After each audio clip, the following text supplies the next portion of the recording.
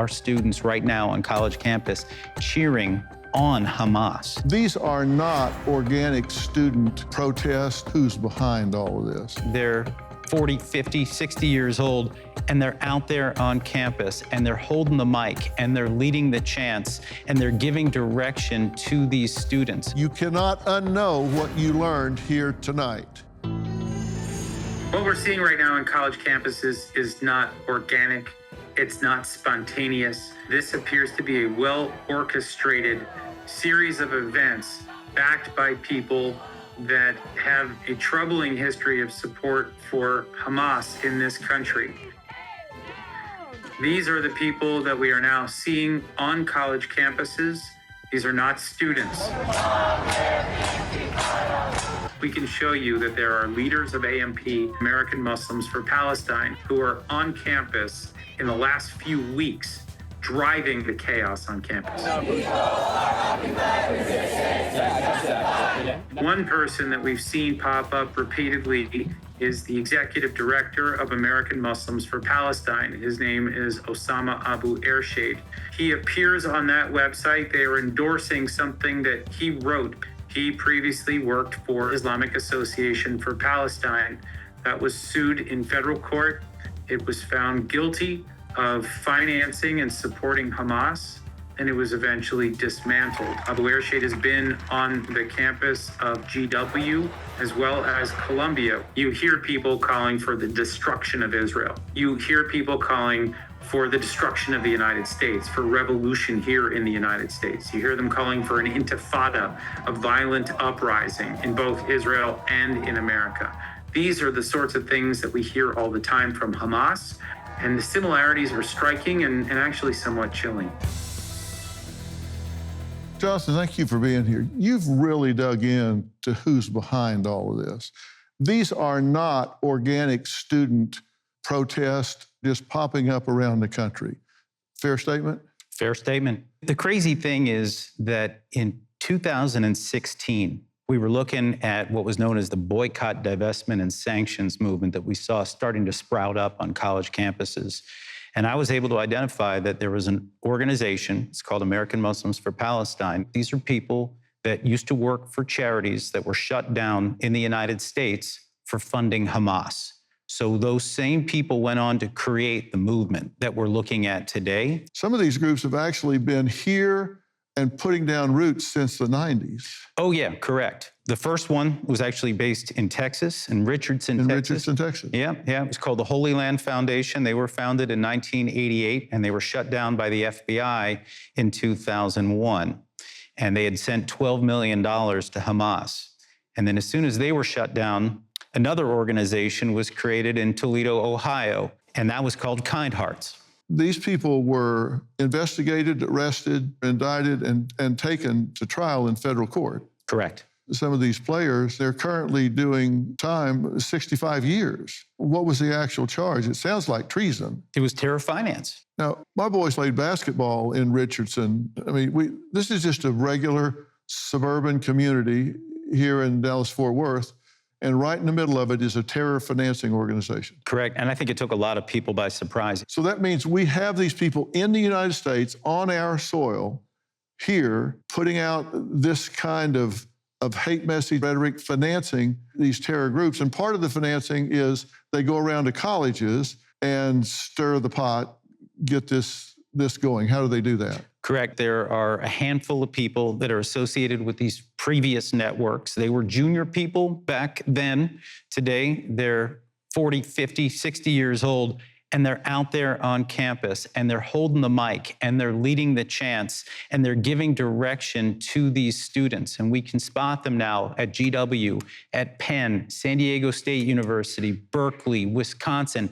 And these are not students. These people have no business being on campus. And how'd they get in the country? Oh, these are naturalized U.S. citizens. Great. Yeah.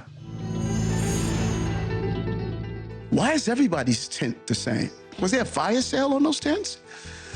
There's some organizing going on. Well, it's obvious that someone is funding them. They were well prepared. These protests began on October 8th. It's very difficult to believe that the students could have produced all of the signs and the flags and all the things that they had the day after Hamas brutally attacked Israelis. I don't want to blow terms by people assuming they know what they mean. We say intifada. What does that mean? It's an armed uprising. We've seen two of them in Israel, one in 1988 and then another one in 2000. Very bloody affairs. And their objective is? To overthrow and bring down the state of Israel. They talk about worldwide intifada. What is their goal? They're talking about revolution. They're talking about upending the American-led world order. When they're calling it on the streets of the United States and they're calling for it on the streets of New York, yeah, I think that's the implication. Yeah. Now, I've had guests on that say they're pro-Palestinian. They've never been, but they talk about what Hamas did on October 7th as resistance. They talk about Israel as colonialist. They just kind of overlook what they did.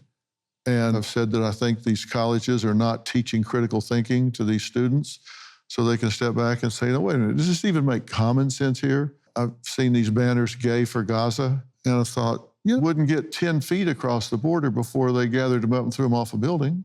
Correct. I mean, I don't think people realize that Hamas is really, kind of like the Taliban in Afghanistan. The rules that they have instilled inside Gaza are draconian Islamist laws where gays can be beaten and hanged. Either you follow Hamas rule or you pay a price.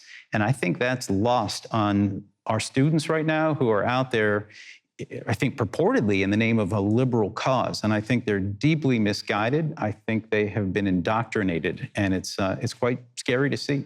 One of the things that really hit home to me when I was in Israel, talking to victims in these various kibbutz, which are these communal living areas, is I talked to the members there that were saying they were in their safe rooms holding the door shut while the Hamas terrorists were on the other side of the door firing bullets through the door. And one of the mothers was in there with her children and husband so long that one of the babies was getting so dehydrated and crying that they had to pee into a sippy cup and tell the baby it was a different kind of juice. So the baby could drink it. The baby took a few sips and said, I think I want a different kind of juice. I'll bet. So let's talk about follow the money. And this is a graphic we put together. And what we've got is big donors, George Soros, Rockefeller Brothers Fund, and others. And then this goes down to the Tides Network and Westpac. And these are promoters of radical left causes. Well, Tides, people talk about this as a dark money channel, and it appears to be a way of circumventing direct investment into some of these radical organizations. So it's a way of pooling some of those funds and then supporting some of the causes that are further down in this graphic that you've just put up. And let me say, people on both ends of the continuum, left, right, politically, culturally, fund groups. They do. And I'm not saying these are the only people that do it, but they're not just supporting charities or causes, they're supporting anti-American, death to America, death to Jews. Well, when you look at the money flows over the last number of years, it's conceivable. You want to try to give them the benefit of the doubt. They probably thought they were only supporting anti-Israel boycotters, divestment, the whole movement lower down on the food chain. And I think right now, some of them may be regretting their decision to put money through those channels. But others may have known exactly what they were doing and invested in the kind of chaos that we're seeing on campus right now. So we have AMP. We have Students for Justice in Palestine, Jewish Voice for Peace. They have these wonderful, uplifting names. And then this goes down to students that Hamas actually refers to as useful idiots. And they are, because I think most of these students have no idea what Hamas is. But even before October 7th, this is an organization that has blood on its hands for decades. And it's amazing that you see our students right now on college campus cheering on Hamas. We're living in the upside down here. I talked to some of these pro-Palestinian students from University of Michigan, and I asked, so river to the sea, this chant.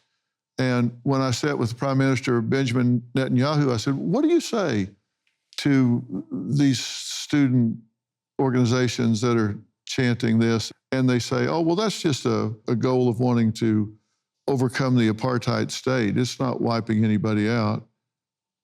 And he said, that's absolutely ridiculous. It's ludicrous. I was up in a helicopter on 2 different days over Jerusalem, and you can see the river and you can see the sea. And they're wanting to wipe out everything between the Jordan River and the Mediterranean Sea. They're wanting to wipe out every Jew that lives between there and there. Kill them all. Yeah, it's annihilationist rhetoric, talking about wiping out a country of 10 million people. And by the way, when you talk about apartheid, that's it's the exact wrong word to use. But Israel, this is a country that integrates its Arab and Muslim citizens. They can be Supreme Court justices and doctors and parliamentarians. So the way that they view Israel is deeply sick and twisted. And by the way they look at America now, I think reflects the same.